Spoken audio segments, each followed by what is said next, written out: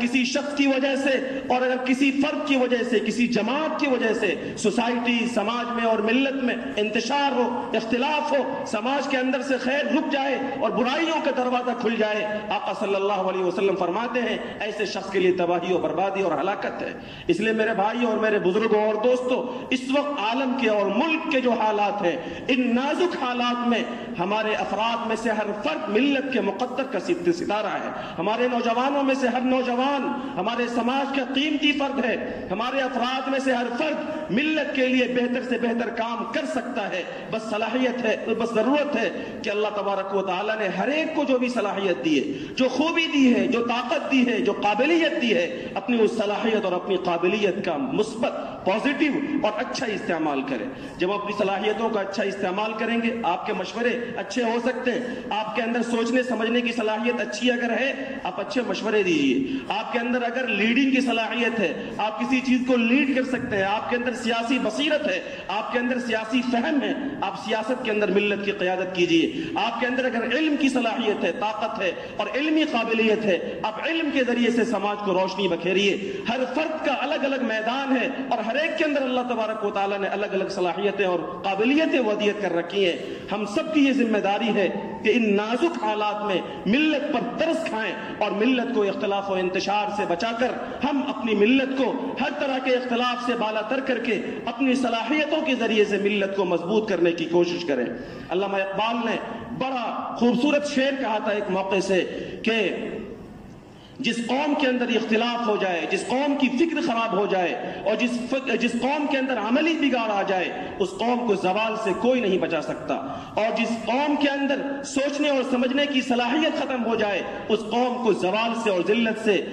کوئی نہیں بچا سکتا ہے۔ علامہ فرماتے ہیں قوت فکر و عمل پہلے فنا ہوتی ہے، تب کسی قوم کی شوکت پہ زوال آتا ہے۔ جب کسی قوم کے افراد میں اچھی سوچ کی صلاحیت ختم ہو جائے، جب کسی قوم اور کسی سوسائٹی اور کسی مذہب کے افراد سے اچھے اعمال کی صلاحیت ختم ہو جائے اور مجموعی طور پر لوگوں کی سوچ بگڑ جائے، اس کے اعمال خراب ہو جائے، تو اس کی شوکت ختم ہو جاتی ہے، اس قوم پر زوال آ جاتا ہے۔ لہذا اگر ہم اپنی ملت کو، اپنی قوم، سماج اور سوسائٹی کو روشن سماج بنانا چاہتے ہیں تو ہماری یہ ذمہ داری ہے کہ ہم اپنی فکر کو مثبت رکھیں، اپنی سوچ کو مثبت رکھیں اور اپنے عمل کو مثبت کریں، اور اچھی سوچ اور اچھی فکر اور اچھے عمل کے ساتھ اپنی ملت کے لیے ہم کام کریں۔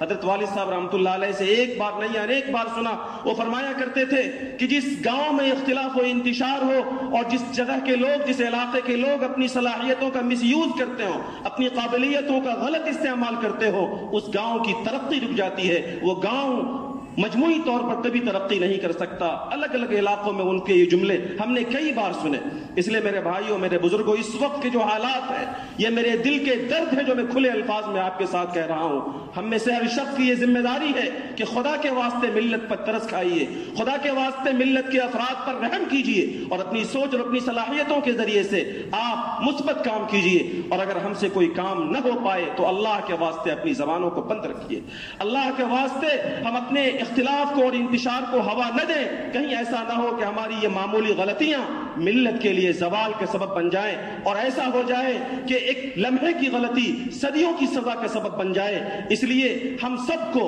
اور ہم میں سے ہر فرد کو یہ چاہیے کہ اللہ رب العالمین نے جس کو جہاں جو قابلیت دی ہے، اپنی قابلیتوں کو اور اپنی صلاحیتوں کو مثبت استعمال کر کے اور پازیٹیو استعمال کر کے جہاں تک ہو سکے ہم ملت کے لیے، امت کے لیے، امت کے افراد کے لیے، تعلیمی اداروں کے لیے، مساجد، مکاتب، مدارس کے لیے، اسکولوں، کالجوں کے لیے، تمام تر ملی تنظیموں کے لیے ہم بہتر سوچنے والے ہوں اور بہتر بولنے والے ہوں، اور ہم اپنے ملی قائدین کے لیے، ملت کا کام کرنے والوں کے لیے اچھی فکر اور اچھے عمل کا جذبہ رکھنے والے ہوں۔ بس اوقات ایسا ہوتا ہے کہ ہمارے غلط تبصروں کی وجہ سے اور ہمارے غلط اعمال و افعال کی وجہ سے ملت کے کام کرنے والوں کو ایسا درد اور ایسا دھکا پہنچتا ہے کہ ان کے کام کرنے کا حوصلہ ٹوٹ جاتا ہے اور وہ کام کرنے سے اپنے آپ کو پیچھے کر لیتے ہیں۔ میرے بھائیوں اور میرے بزرگوں، اس لیے یہ میرا واضح طریقے سے ایک درد دل ہے جو میں نے آپ کو کھلے طور پر